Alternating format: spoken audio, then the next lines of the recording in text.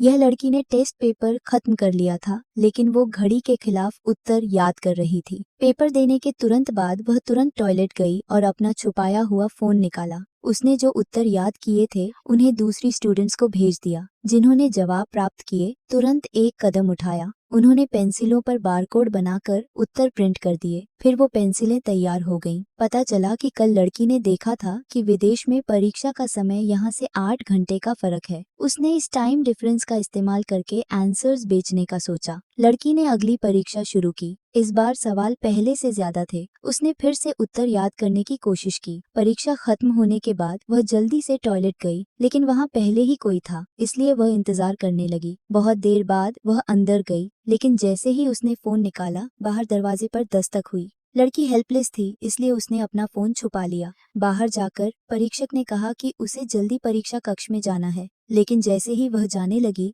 उसे पता चला कि परीक्षक अंदर चली गई है। अच्छा हुआ कि लड़की ने अपना फोन पहले ही छुपा लिया था। उसने उसे वाटर डिस्पेंसर में छुपा दिया। परीक्षा कक्ष में वापस आने के बाद लड़की का दबाव बहुत बढ़ गया। उसने पहले ही आंसर्स नहीं भेजे थे। वह कांपने लगी। फिर उसने अपने आप को शांत किया और आंसर्स पहले ही लिख लिए। लेकिन अब उसे 2 परीक्षाओं के आंसर्स याद रखने थे। उसने थोड़ी देर सोचकर एक ट्रिक खोजी। उसने हाथों से पियानो बजाने की तरह हिलाकर आंसर्स याद करने की कोशिश की। अंत में उसने सारे आंसर्स याद कर लिए, लेकिन दूसरी तरफ के छात्र परीक्षा शुरू कर रहे थे। लड़की को जल्दी परीक्षा कक्ष छोड़ना पड़ा और आंसर्स भेजने का सोचने लगी। उसने एक खतरनाक तरकीब सोची। उसने सोचा कि एक पेंसिल से अपने गले में चोट कर लेगी। अगले ही पल लड़की जल्दी से बिना ठीक महसूस किए परीक्षा कक्ष से बाहर निकल गई। बाहर आकर उसने तुरंत अपना फोन वापस लिया और आंसर्स भेजने लगी। चलते चलते उसकी एक्सीडेंटली फोन जमीन पर गिर गई